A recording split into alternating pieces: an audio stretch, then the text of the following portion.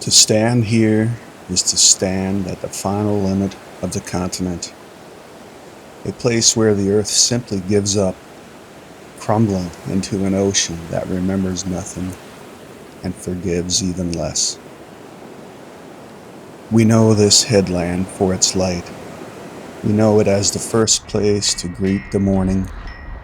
Today, tourists tread lightly along these boardwalks, seeking the novelty of the continent's edge.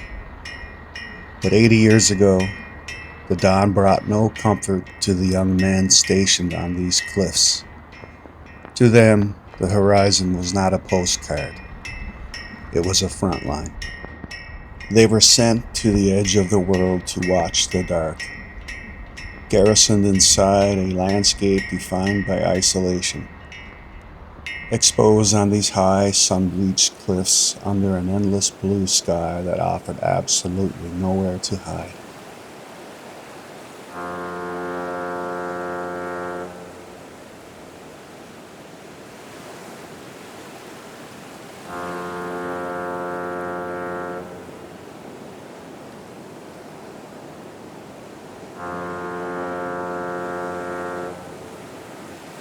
But the ocean here demands a heavy toll for those who underestimate it.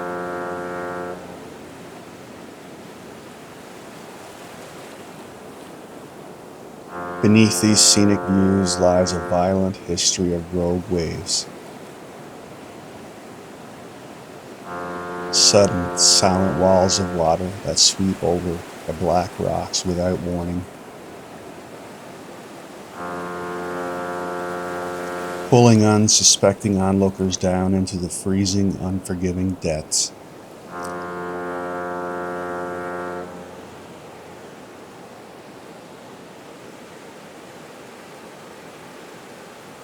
A stark reminder that the danger on this coast has never truly faded.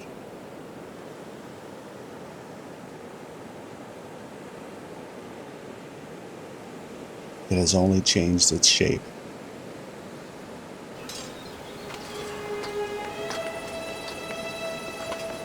Silent sentinels tasked with holding the line against the enemy they could rarely see, waiting for a battle that was already churning in the cold waters just beyond the rocks.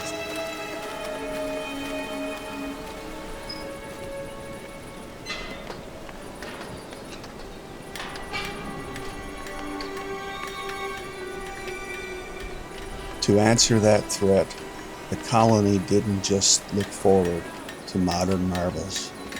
They looked backward. They unearthed two massive 6-inch coastal defense guns, forged in 1896. Heavy, archaic iron cylinders designed for a Victorian empire, dragged to the edge of a modern war.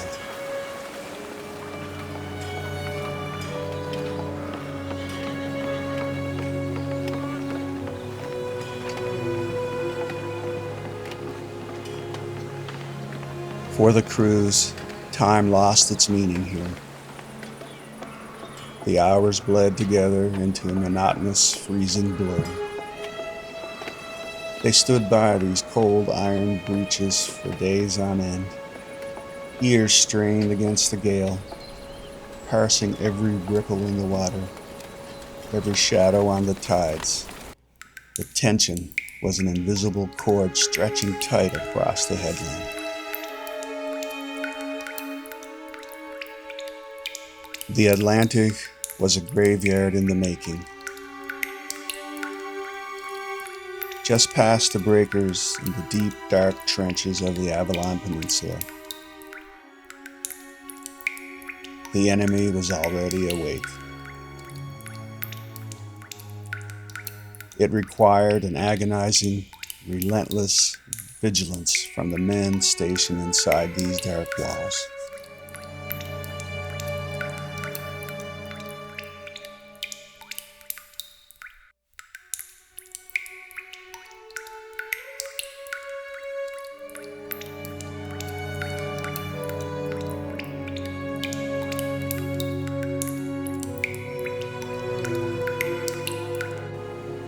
a constant state of friction, gazing out across a deceptive, glassy calm,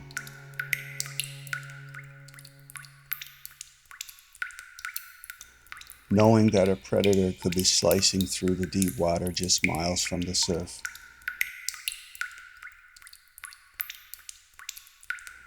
They knew that if the guns fell silent, the harbor would bleed. And so they waited, prisoners of an invisible war,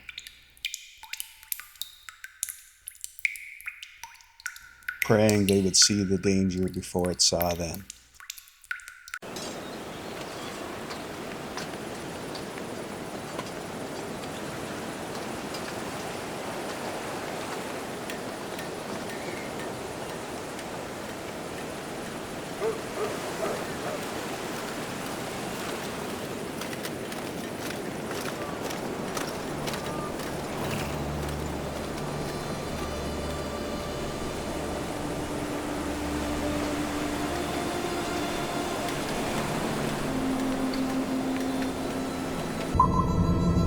German U-boats slipped through the coastal dark like sharks in the shallows. They waited for the merchant convoys leaving the safety of St. John's Harbour. The lifelines of the Allied world. And they struck without warning, close enough for the smoke to be seen from these very cliffs.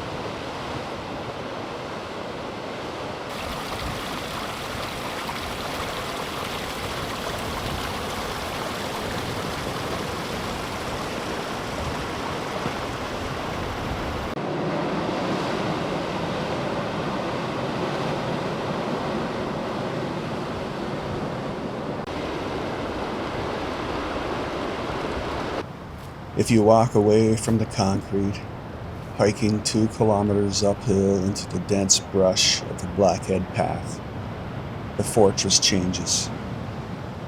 It leaves behind the cold reality of the main fort, stepping into the deep overgrowth where history becomes a ghost story built entirely on an illusion. The military knew the true guns at Cape Spear were vulnerable. They knew that German commanders, peering through cold periscope lenses miles out at sea, were mapping every structure on the cliffs. To protect the vital harbor defenses, they didn't just build thicker walls, they built a stage. Here, just up the coast, crews erected a dummy battery, a masterpiece of military deception. They built fake rock walls out of painted canvas and timber. They fashioned hollow barrels from wood, painting them to mimic the cold sheen of imperial iron. From the sea, it looked like a heavily armed fortress.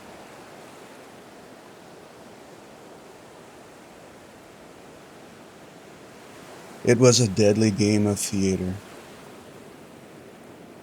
These wooden guns were designed to be targeted, purposefully meant to draw the wrath of a U-boat torpedo, or naval bombardment.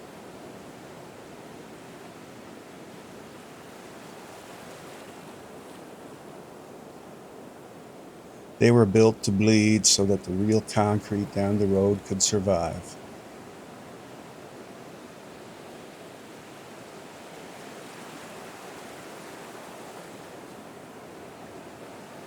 A phantom fort, standing in plain sight under the afternoon sun, waiting to be hunted.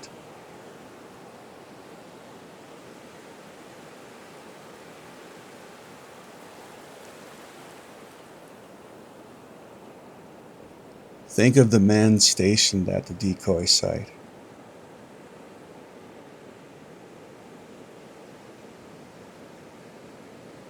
Their only armor was canvas.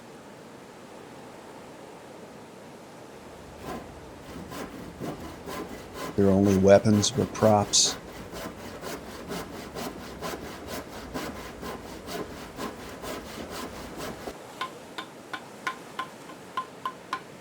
They stood beside logs painted to look like artillery.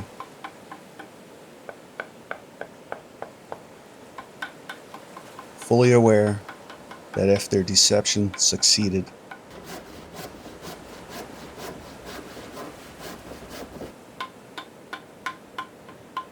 they themselves would become targets.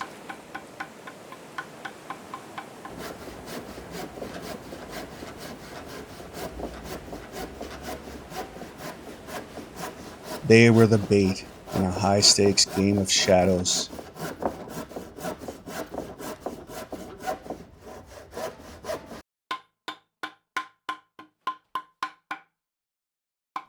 Left out on the hills to face the wind,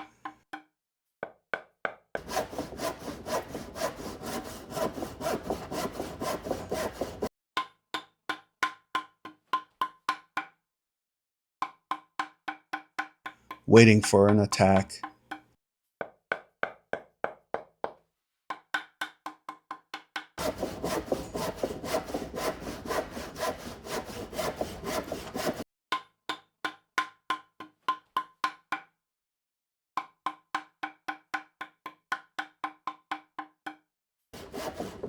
That would mean their certain destruction.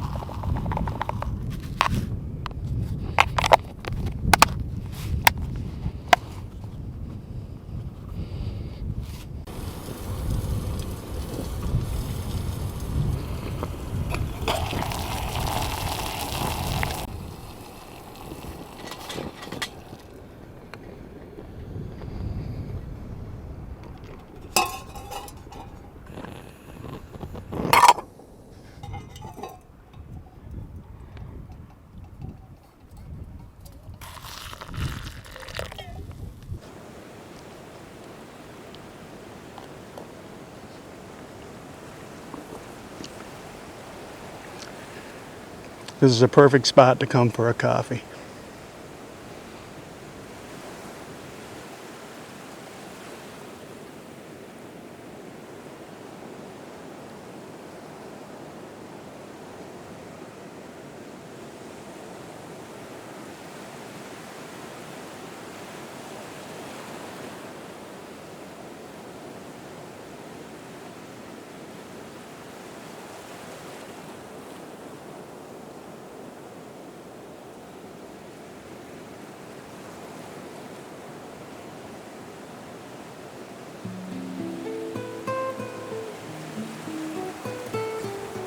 Places like this were built out of fear with an intention for violence.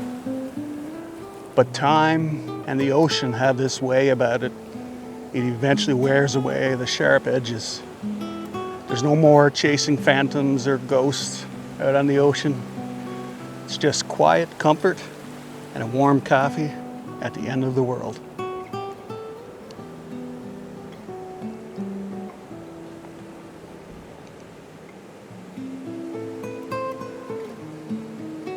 Built for conflict, these ruins have been entirely reclaimed by silence, leaving behind a landscape that has finally found its peace.